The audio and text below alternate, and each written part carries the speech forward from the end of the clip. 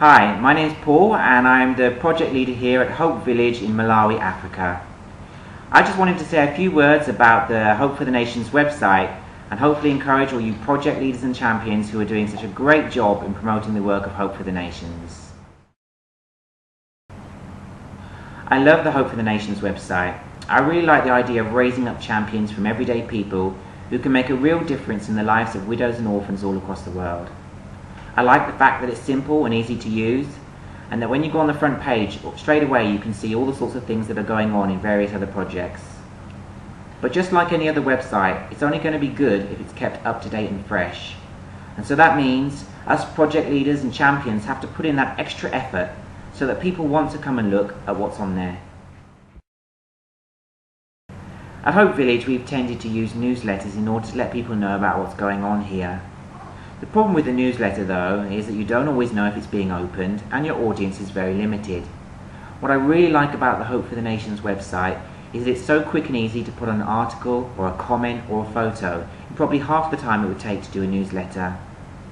Not only that, but you can also see how many people have viewed it, which can be encouraging. Also, your audience is going to be a lot wider. There's a good chance that someone may stumble across your article and really get a heart for the project that you're working on. Here at Hope Village, we're pretty much stuck in the middle of nowhere, so it's important that we keep in touch with what's happening in the world. The reality is that things like Facebook and blogs and the Hope for the Nations website are the way forward in communicating with potential sponsors. Just the other day, a grandmother came onto Hope Village carrying a small baby. The mother had died giving birth under a tree all alone, and the grandmother couldn't afford to buy formula milk, so the baby was starving. At that time, Hope Village had no finances to be able to help, so the future of that baby looked really bad. My wife Tracy felt totally helpless and shared the story with her friends on Facebook.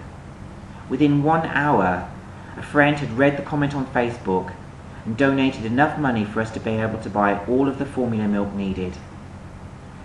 Baby Amy Grace is now growing and doing really well.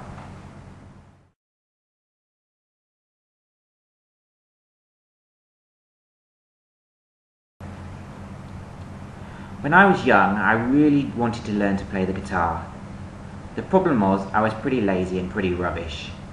I wanted to be able to play the great songs straight away and got pretty bored with just learning the basics over and over again. Looking back now, I really wish that I'd stuck with it, because just the whole thought of being able to pick up a guitar whenever I felt like it so I could praise God is something I've always wanted to do. It's pretty much the same with the Hope for the Nations website. We've really got to work hard and put in the effort to make it a success. And you can be sure that the amount of work that you put into it is how much you're going to get out of it. So my encouragement to all you project leaders and champions is, put in that extra effort.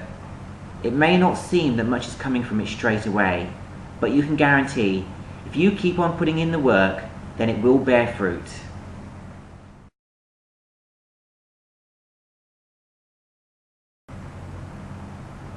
It gets pretty busy here at Hope Village, what with homeschooling the kids and running the project. But I know that if I don't put time into keeping my pages up to date, then people aren't going to put time into reading them. So my first tip is this: try and schedule some time in, at least every 1 or 2 weeks, to put on a small comment or an article or even a photo so that your pages stay fresh, because it will be time well spent. A great way to keep your pages interesting is to make sure you put on some good photos.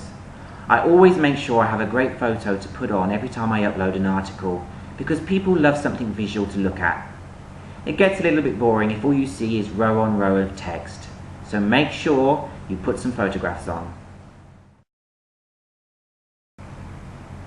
I always try and make sure my articles have a fun or interesting title, because that way people are more likely to read them. I also think it's a good idea to keep them short and to the point.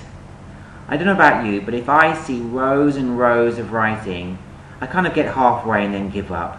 Whereas if it's short and to the point, there's a much bigger chance that someone will read your whole article. Okay, so what I've said so far is pretty much common sense. but I really want to encourage all you project leaders and champions to put in that extra special effort to keep your pages fresh and up to date. This really is a great opportunity for us to share about what God is doing in the lives of so many widows and orphans all around the world through Hope for the Nations. And most importantly, let's remember to pray for one another, to pray that God will inspire us and help us in the work that we're doing. And let's believe God for many more champions, and that as people read the articles that we've put on, that God will move their hearts to join us as we seek to change the lives of those widows and orphans all around the world.